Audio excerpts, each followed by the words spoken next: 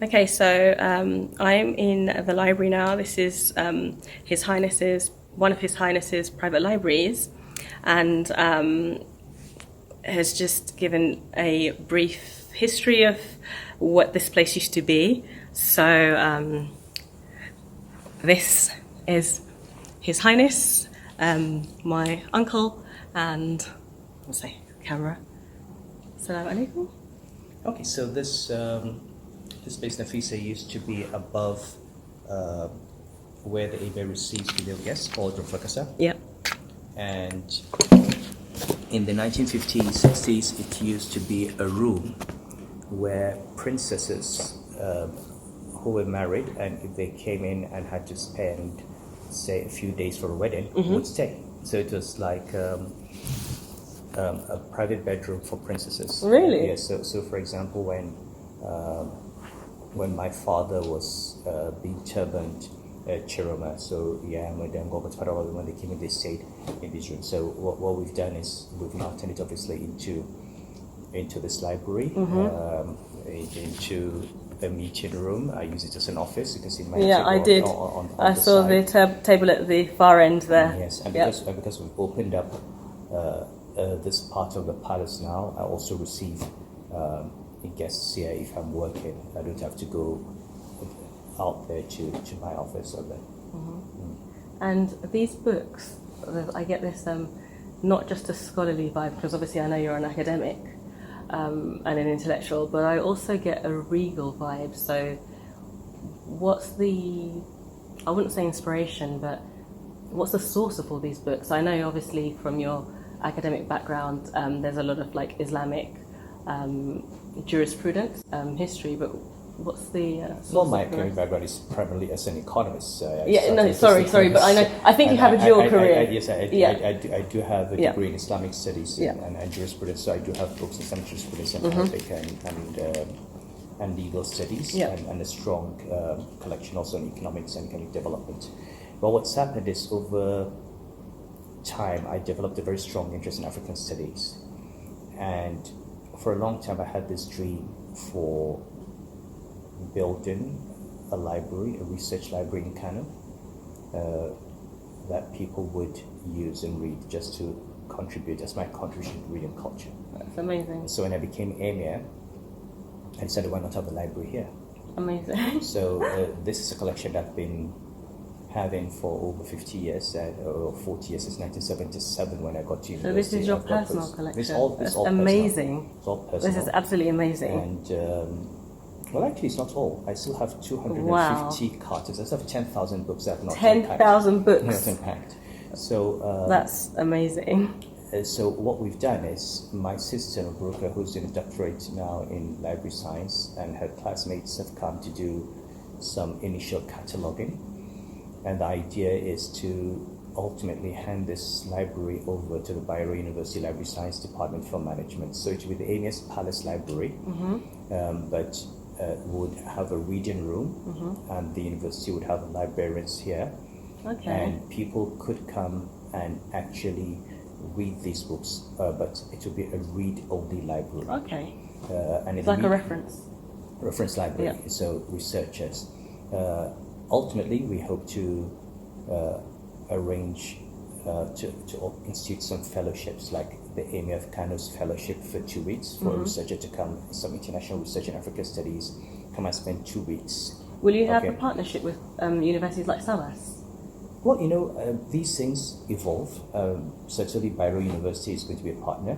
But if I instituted a fellowship, we would get some scholar to come, have accommodation here, spend 2 weeks in the palace, researching the library, and then write us a paper. That's amazing. Something to do with Kano, its history, or Islam, or the Sahel. Wow. Or its economics, development and so on. So that's what we're going to do. That's amazing. That's absolutely amazing, and such a privilege for so many. I mean, it's a privilege to visit here, but for people who obviously get the opportunity to be able to come and use the library for referencing and for all scholarly activities, it's just amazing. We used to have a collection in the palace going back hundreds of years until my grandfather became Emir in 1953. and we had all these manuscripts, and he decided that these manuscripts were sitting in the palace. People had no access to them. So he donated them to what was then called the Judicial School, which is now High Islamic in Shabuji.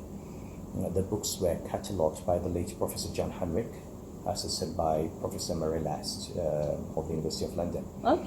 Unfortunately, a few years later, all those manuscripts were lost in a fire in school. So in a sense, this is restarting a collection. Hopefully, subsequent events will keep building on it. And the next 50, 100 years, you'd have a million books. A million books. In the palace, a million books, palace of Emir of Kano. And then we will also achieve what he wanted to achieve, which is allow people access to these books. And we do have a lot of the whole range in Africa studies. As you can see, I have the works of Mungo Park. I have books of Lugard. So I had a glimpse. I took a random pick of some of the books, just randomly, and just had a look into and just journals insight. And magazines and so on. Well, actually, when you were saying about the books not being collected, my mum and I, we were in the Emirate Council, which is opposite the Emir's Palace here in Kano. And at the time, there were these very, very massive books. I think they were like this, about this big. And they were just on the windowsill collecting dust. And my mum and I thought at that time, what a shame, because it seemed like they kind of seemed abandoned. So it's really... I'm really happy to... And there are a number of residual manuscripts still in the Emirate Council offices, and part of the plan of this library is ultimately to have a manuscript section, and we'll build it. Amazing. Absolutely amazing. So, yeah, it's an honour to see the collection and to actually... So, when you say it's for reference, so there's no facility for people to take the books on loan at all? No, I don't think so. The problem is once you start taking absolutely, the funds, absolutely, you lose them. Absolutely. And if you know anyone who knows me from my days in the university, every time I had a fight with anyone, it was over someone taking my book and not returning it. So it was something I never allowed. Oh, that's completely understandable. If you brought my book, I'd follow you and fight you. And that's why I've got books going back to 1977. I actually have some of my father's books. I have some of my grandfather's books in this library, and I kept them. That's amazing. Same with the photography as well, I think, because this morning I've got some photos of my grandfather, but they haven't been preserved well. I'm the person who actually took them to keep them, because not everybody understands the value of historic photos. So the frames have been damaged and broken, and I'm just looking at the one straight ahead there. Yes, and that's my grandfather with the Queen Mother. The Queen Mother Elizabeth. Okay, that's amazing. And that's my grandmother with Princess Alexandra. Okay, shall we flip the camera and take the picture? So that's my grandfather. Okay, and your grandfather, his relation to my great grandfather is... They're brothers. Yes, yes. They're both, so my grandfather was the first son of Bairo. Yeah. And your great grandfather would have been the third. Yeah. Because Aminu number of Farouk, so he would have been the third. And this is Queen Elizabeth, the Queen Mother. Yes. Elizabeth II's mother. Yes. That's amazing. That's really amazing. And this is his. Wow. His knighthood from the Queen. Wow, that's absolutely amazing. So this is his knighthood. Yes, when he was knighted. Absolutely amazing. I have a picture of when he was knighted downstairs. I can show it to you. And this is my grandmother, Princess Alexandra, represented the Queen in 1960. So this is with my grandmother. Amazing. This is Princess Alexandra. Yes. And her relation to Elizabeth is? I don't know. Probably a cousin. Yeah, I think she's her cousin. Yeah. Yeah. I was about 8 when you came. So I'll show you a few things you've seen, but which you probably did not know what we're doing or why we're doing it. So since you're interested in architecture. Yeah. So this in the selection of the verses of the Quran in different parts of the palace, they've all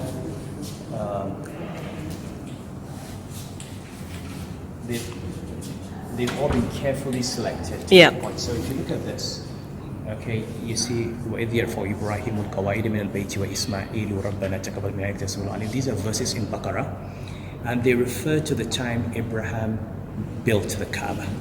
Okay. You know, and basically laid the foundation which is there, and we put it there basically partly as a form of prayer for seeking acceptance of this as an act of piety, but also hoping that the way God has protected the Kaaba and preserved it, God will preserve this palace and these buildings. Wow. And what you have here at this level, these are the 99 names of God. Allah ar-Rahman ar-Rahim al-Malik al-Quddus as-Salam. All the way round. All around. Okay.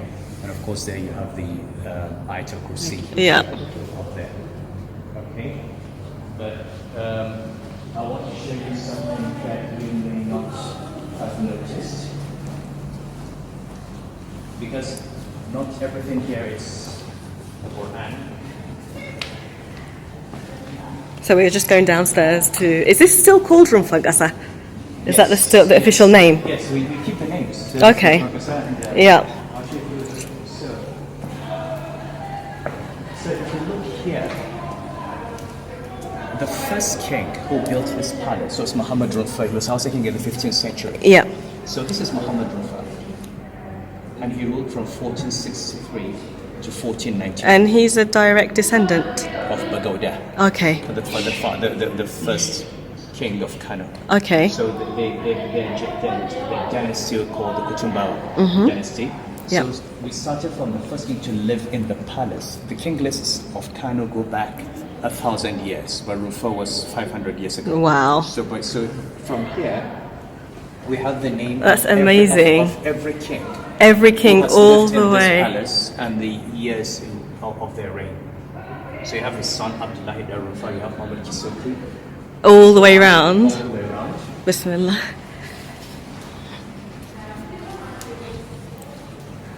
Okay. Now, Al-Hajj, that is the end of their dynasty. Okay. Then a new house started with Shekaro. From. This was 1649 to 1651. Okay, and That's Shekaro. because it's written in Arabic script, the names are in Arabic script. Yes. Is that what's referred to as Ajami? Yes. And that's Hausa written in Arabic Yes. script. Okay. Yes, and the numbers are Arabic, okay? The dates, yeah? This is 1649 to 1651 Shekaro. That's the Eid dynasty. And it went on until Muhammad al-Wali. Muhammad al-Wali. Yeah. This is 1780 to 1805. Okay, so 1805 was the Sokoto Jihad. Is that the one that involved Sheikh Usman and Fodio? Exactly. So it started in 1804. Kano fell in 1805. And that's when Al-Wali was over as well. So before that, Kano was not an Islamic. It's Muslim, but it's also. Okay. The Fulani All Jihad. the Hausa states were Muslim. Uthman and Fodio. Okay. Waged the war against what you call syncretism. Okay. Yeah. So Suleiman al-Hamad was the first Fulani Emir, 1805 to 1819. And Yeah. then the second Fulani Emir was Ibrahim Dabo. Ibrahim Dabo. That's when our dynasty started. Okay. So this year we celebrated 200 years. Wow. And that's Ibrahim Dabo, 1819. Yeah. And then from there you have all the, these are now the ones in our family. So you have Uthman the first, Abdullah the first, Muhammad Bello, Muhammad Our family. That's our dynasty. Ali Bakr, Muhammad Abbas, Uthman the second, Abdullah Bayero. So Abdullah Hibaira is my great-great-grandfather. Your great-grandfather. Great-great. No, great-grandfather. I think. Because our Yeah, he's your He's great-grandfather. our- Yeah, okay. So it's your grandfather's grandfather. Yeah, that's correct. Yes. So that's Muhammad Sanusi, the first Muhammad Emir, then Kano Emirate, and this is our current Emir. so.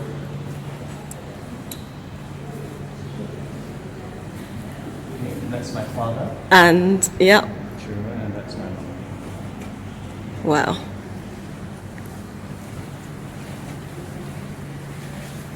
Okay, so now this hall, if you would remember, was called Sora Funka. If you're a child, As a child, it yes. was the only place that had a fan. Yes. Okay, so what we did, if you just look up there, look up there. No, this is a fan. Wow. That's amazing. Okay, so It used to be so loud, I remember the fan. It was a mechanical... So we changed the fan, but the metal up there is the original metal of the fan from the 1930s. Oh my goodness. From the days of Abdullahi Bayero, your grandfather's grandfather. For sure, because I do remember that really clanking metal sound that came from that fan. It was... It's still called Sora Funka, so we have the fan. Can I just ask, this kind of, what's the name for this? Because this is always, I see it prevalent in royal households, and I don't know if we call it Daigi. Yeah, Daigi. I thought that's a symbol. Is that not the symbol? No, they just the okay. The art itself. Okay. Now here, we don't have the Quran or the Hadith. What we have here is some poetry that we took from the Alhambra in Spain. Oh, okay. Is that from Andalus? Yes, from Andalus. And the reason we did that was that this palace was inspired by Abdul Karim al-Maghili, who was a Moroccan scholar who asked Muhammad Rufo to build a palace here. But if you ever go to Cordoba and you go 11 kilometers outside Cordoba, there's an excavation happening called the Medina to Zahara. I'm just slightly excited because I have a student who's from Cordoba, and I see this word, I see the city quite a lot, and I actually didn't realize it has such a significance until now. And the Medina to Zahara, this palace was patterned after Medina to Zahara. Okay. Thank you. So that's it. Thank you for being here.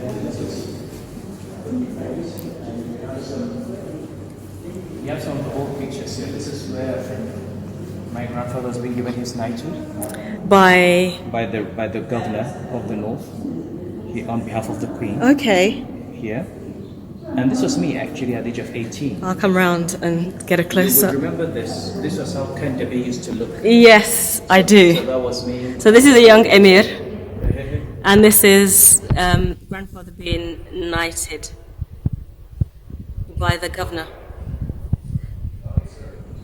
So this is the end of the tour, and I want to say a very, very, very big thank you to His Highness for this privileged tour.